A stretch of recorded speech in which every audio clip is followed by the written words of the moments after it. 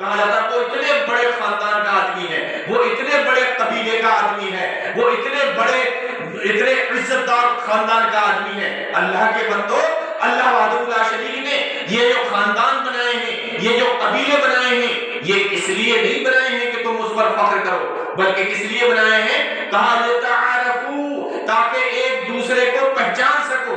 کہا ان اکرمکم عند اللہ اتقاکم، یقین جانو کہ تمہارے نزدیک، اللہ کے نزدیک تم میں سب سے زیادہ عزت والا وہ شخص ہے جو اللہ وحدہ لا شریک سے سب سے زیادہ ڈرنے والا ہے۔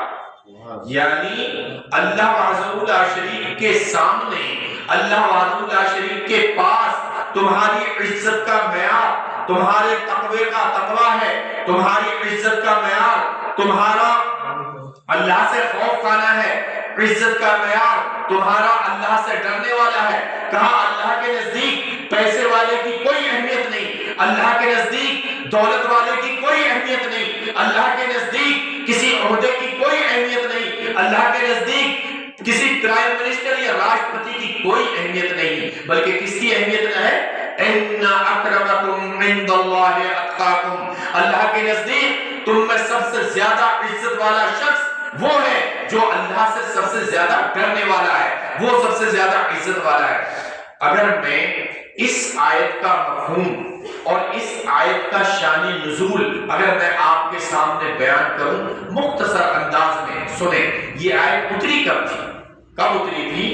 ایک بار نبی کریم صلی اللہ علیہ وسلم کا گزر مدینے کی گلیوں سے ہوگا کہ آپ مدینے کی گلیوں سے گزر کر جا رہے ہیں کہ اچانک دیکھا کہ بھیڑ لگی ہوئی ہے۔ لوگوں سے پوچھا، کہا کہ اللہ کے بندو یہ بھیڑ کیسی لگی ہے؟ لوگوں نے کہا اے اللہ کے رسول یہاں ایک غلام کی بولی لگ رہی ہے۔ کس کی بولی لگ رہی ہے؟ ایک غلام کی بولی لگ رہی ہے یہاں۔ کہا کیا بات ہے، بولی لگ رہی ہے؟ کہا ہاں۔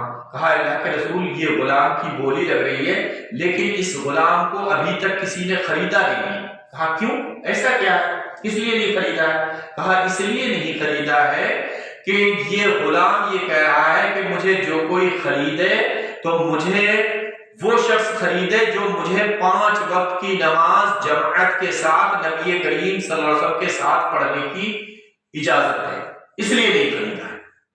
یعنی وہ غلام یہ کہہ رہا ہے کہ مجھے 5 وقت کی نماز نبی کے پیچھے پڑھنے کی اجازت دی جائے، اور آج ہم اللہ تعالیٰ نے ہم کو آزاد کر رکھا ہے، اللہ تعالیٰ نے ہم کو اتنا فری کر رکھا ہے کہ ہم جب چاہیں جیسے چاہیں نماز پڑھیں۔ ہمارے دماغ میں کبھی یہ بات نہیں آتی ہے کہ ہم بھی 5 وقت کی نماز باجماعت پڑھیں۔ وہ غلام کہہ رہا ہے کہ مجھے جو کوئی شخص خریدے تو مجھے 5 وقت کی نماز نبی کریم صلی اللہ علیہ وسلم کے پیچھے پڑھنے کی اجازت ہے۔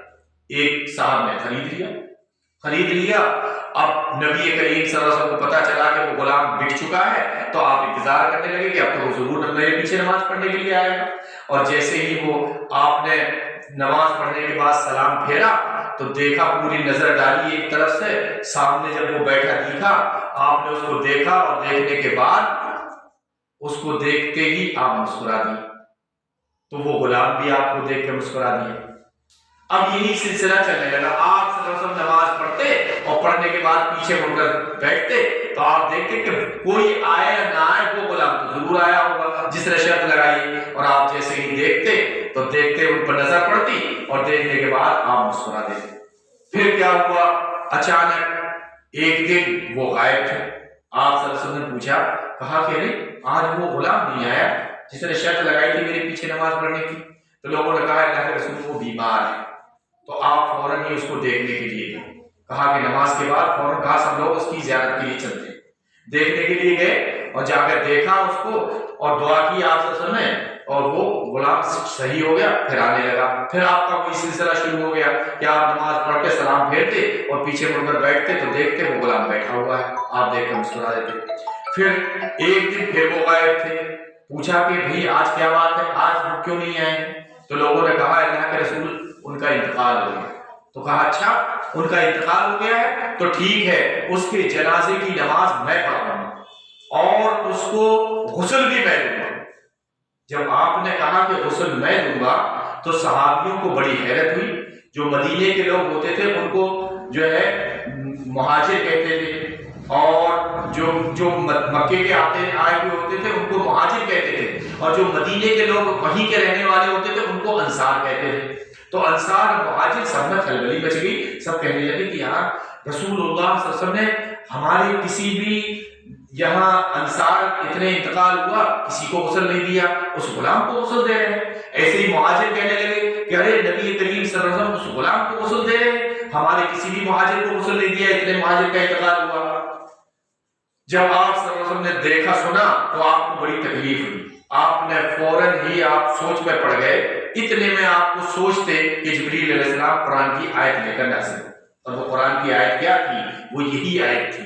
اللہ وحدہ لا شریک نے ارشاد فرمایا، کہا یا ایھا الناس، اے دنیا کے انسان، انا خلقناکم من ذکر و انثی، ہم نے تم کو ایک مرد اور ایک عورت سے پیدا کیا ہے۔ کہا وجعلناکم شعوبا وقبائل، پھر ہم نے تمہارے کنبے اور قبیلے بنائے، کس لیے؟ لتعارفوا، تاکہ ایک دوسرے کو پہچان سکو، ایک دوسرے کو پہچان سکو۔ کہا ان اکرمکم عند اللہ اتقاکم، اللہ کے نزدیک تم میں سب سے زیادہ عزت والا وہ شخص ہے جو اللہ سے سب سے زیادہ ڈرنے والا ہے۔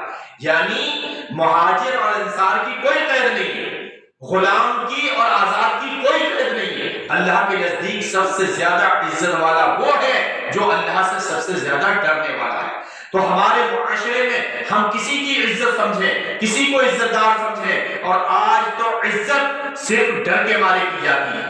ایک آپ صلی اللہ علیہ وسلم نے ارشاد فرمایا تھا کہ ایک زمانہ آئے گا قیامت کے قریب کہ لوگ لوگوں کی عزت اس لیے کریں گے کہ وہ اس سے ڈر کے عزت کریں گے، اس لیے نہیں کہ وہ عزت دار ہے اس لیے عزت کریں گے، اس لیے کہ اس کے خوف سے عزت کریں گے، کہ وہ پیسے والا ہے اس لیے اس کی عزت کریں گے، وہ دولت والا ہے اس لیے اس کی عزت کریں گے، وہ عہدے والا ہے اس لیے اس کی عزت کریں گے۔ یعنی فاسق و فاجر کی بھی عزت کی جائے گی۔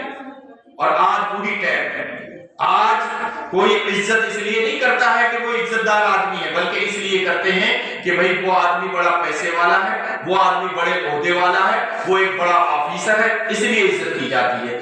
اللہ وحدہ لا شریک ہمیں قرآن کریم پر عمل کرنے اور اس کی باتوں کو سننے اور سمجھنے اور دوسروں تک پہنچانے کی توفیق عطا فرمائے۔ ان اللہ وملائکتہ یصلون علی النبی یا ایھا الذین آمنوا صلوا علیہ وسلموا تسلیما۔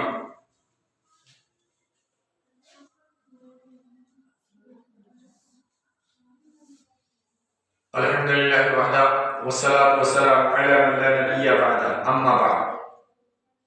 قال اللہ سبحانہ وتعالی فی القرآن المجید والفرقان الحمید، اعوذ باللہ السمیع العلیم من الشیطان الرجیم، بسم اللہ الرحمن الرحیم۔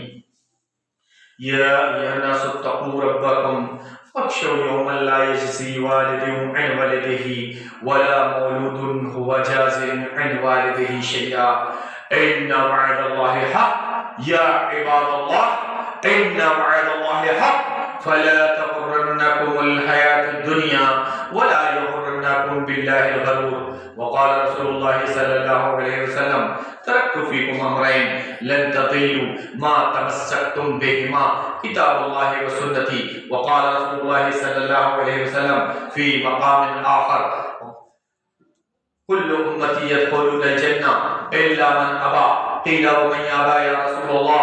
قال من اطاعنی دخل الجنہ ومن عصانی فقد ابا، او کما قال رسول اللہ صلی اللہ علیہ وسلم۔ اللہ وحدہ لا شریک سے دعا ہے کہ اللہ وحدہ لا شریک ہماری غلطی اور خامیوں کو معاف فرمائے۔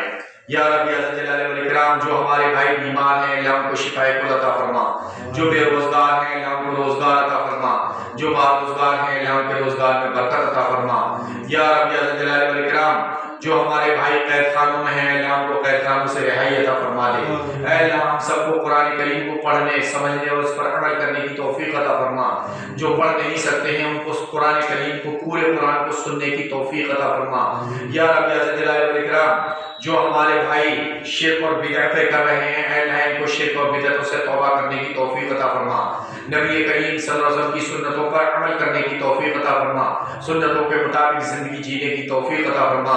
ربنا تقبل منا انك انت السميع العليم وتب علينا انك انت التواب الرحيم ربنا آمنا بما انزلت واتبعنا الرسول فاكتبنا مع الشاهدين ان الله يأمر بالعدل والإحسان وإيتاء ذي القربى وينهى عن الفحشاء والمنكر والبغي يعظكم لعلكم تذكرون ولذكر الله أكبر والله يعلم ما تصنعون.